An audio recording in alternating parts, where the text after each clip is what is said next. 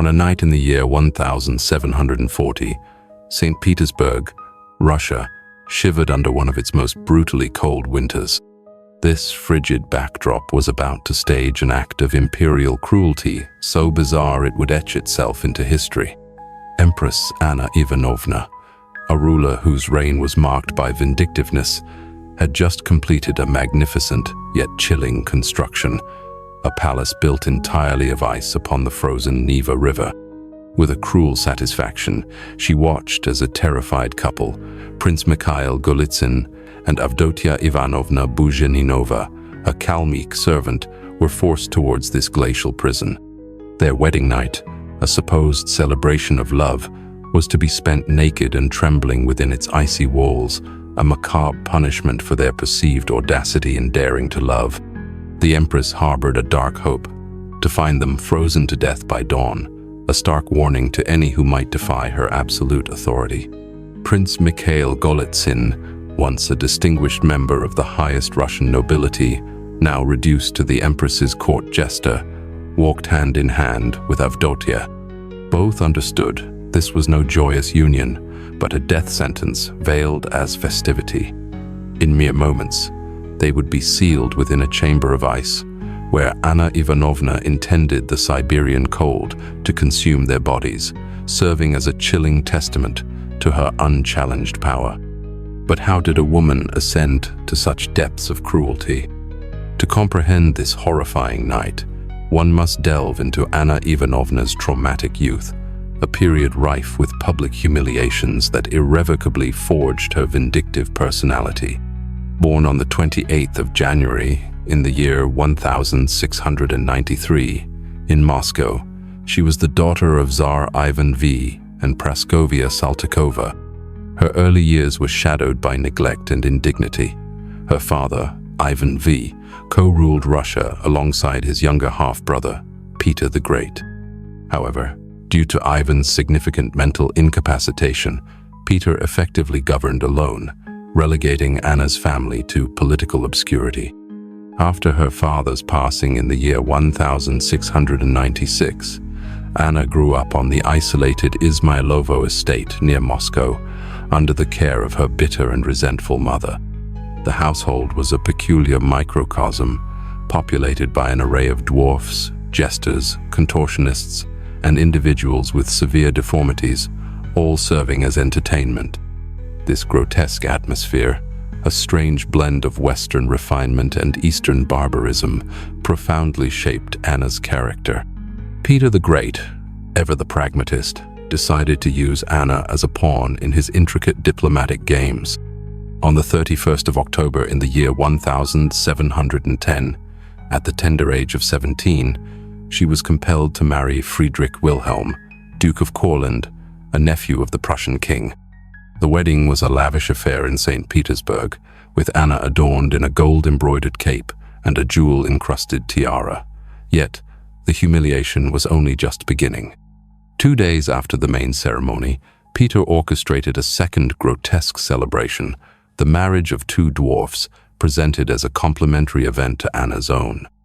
It was a bizarre spectacle where the diminutive couple sat at miniature tables in the center of the grand hall, while normal-sized guests observed from the periphery, erupting in hysterical laughter as the older, deformed dwarfs stumbled drunkenly or engaged in mock fights.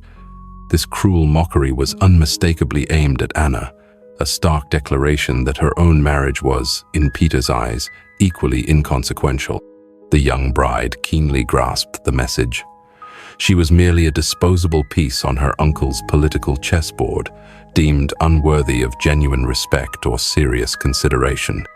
The tragedy escalated swiftly.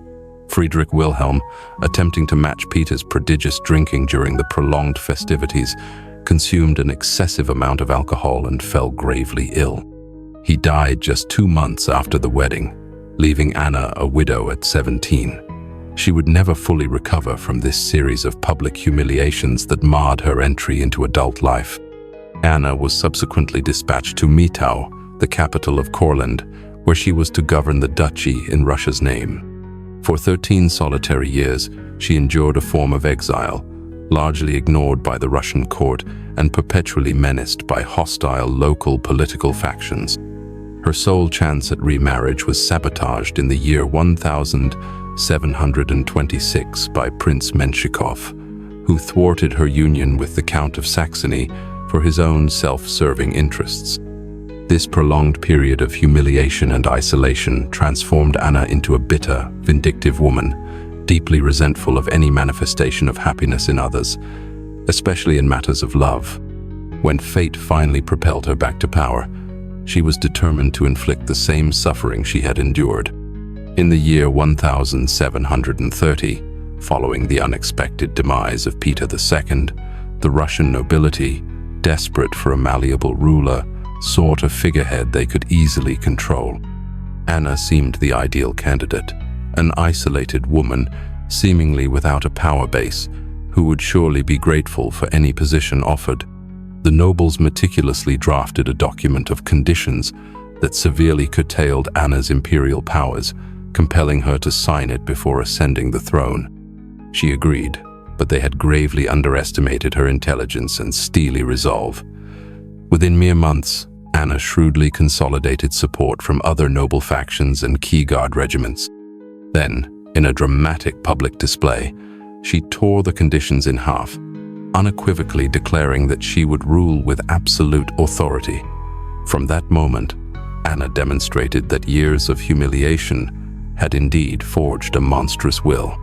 She established a reign of terror, enforced by the dreaded secret chancellery, a brutal police force that employed inventive and horrific methods to punish any hint of disloyalty.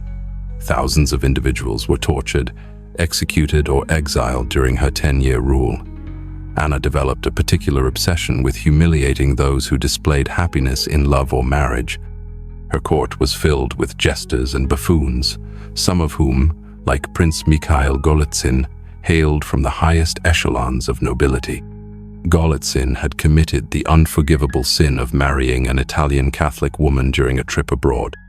For Anna, a fanatical adherent of the Eastern Orthodox faith, this marriage was a profound personal and religious affront. She immediately banished his Italian wife, confiscated all of Golitsyn's lands and titles, and transformed him into her personal court jester. He spent his days crouched in a basket beside Anna's dining table, serving her kvass, a fermented beverage, and occasionally performing absurd acts, such as pretending to lay eggs, to entertain the empress and her guests. But Golitsyn's humiliation was merely a prelude. Anna was meticulously planning a far more elaborate and cruel revenge. In the brutal winter spanning from the year 1739 to the year 1740, when temperatures plummeted to 40 degrees below zero, she commanded the construction of something unprecedented in history, a palace built entirely of ice. The undertaking was monumental. Massive ice blocks, each weighing approximately 120 kilograms, were meticulously cut from the frozen Neva River and carefully stacked to form walls nearly 1 meter thick.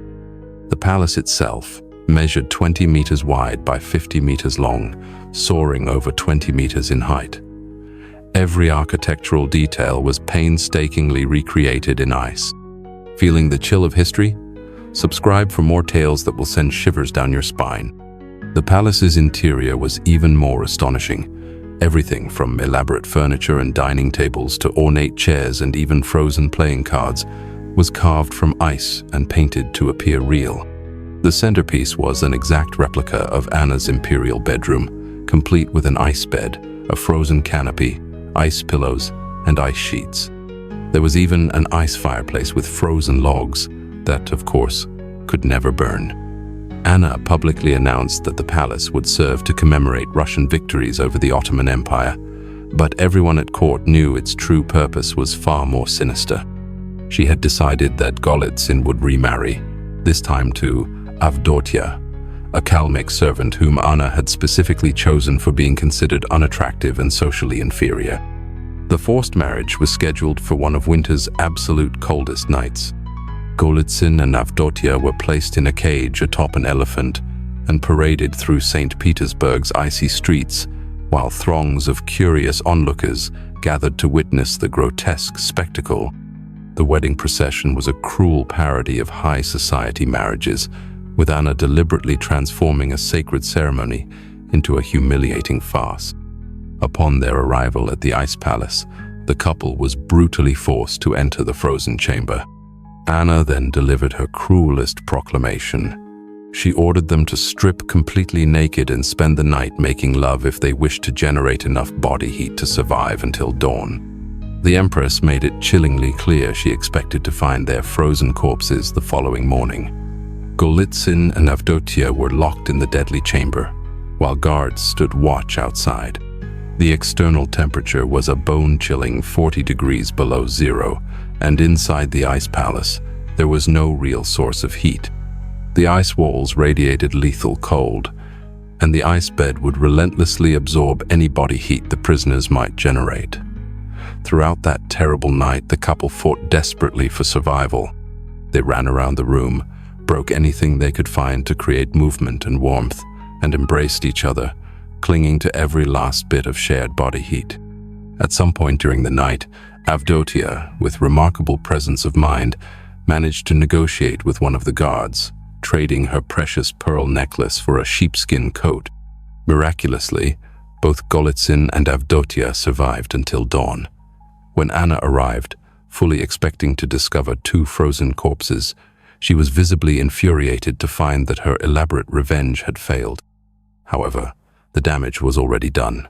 Avdotia contracted pneumonia due to the extreme cold exposure and tragically died a few days later, finally giving Anna the grim satisfaction she had sought. The ice palace became an enduring symbol of Anna's cruel reign. Contemporary historians observe that she had succeeded in a dramatic demonstration of her absolute power, literally controlling nature's elements to serve her vindictive whims. It was a clear, terrifying message to all nobility. She could do anything, no matter how cruel or bizarre. If you're finding this story as chilling as the ice palace itself, you'll want to subscribe to our channel. We promise more fascinating historical tales that won't leave you shivering unless it's from excitement. Anna continued to rule with an iron fist in the ensuing months, but her health began to deteriorate. On the 17th of October in the year 1740, at the age of 47, she died slowly and agonizingly from kidney stones. Even on her deathbed, her thoughts were consumed by her lover, Duke Biron, demonstrating that despite all her cruelty, she had remained emotionally starved for the very love she denied others. The legacy of the ice palace transcended its physical existence. When spring arrived, the magnificent construction melted completely, leaving behind only the haunting memories of the barbaric spectacle.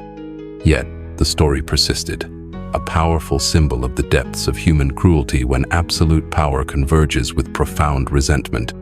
Modern historians continue to debate whether Anna was truly as cruel as her contemporaries reported, or if a portion of her notorious reputation stems from prejudice against female rulers. Some argue she was a competent administrator who modernized Russia and expanded its territory, implementing significant reforms that benefited the country in the long term. However, episodes like the Ice Palace are meticulously documented and attest to a genuine cruelty that extended far beyond normal political maneuvering. Anna had transformed her personal pain into a weapon against anyone who dared to experience the happiness that had been denied to her. She literally constructed monuments to the suffering of others, using her supreme power to recreate and amplify the humiliations she had endured. The harrowing tale of the couple forced to spend their wedding night in an ice palace remains one of the most vivid examples of how personal trauma can be transmuted into political tyranny.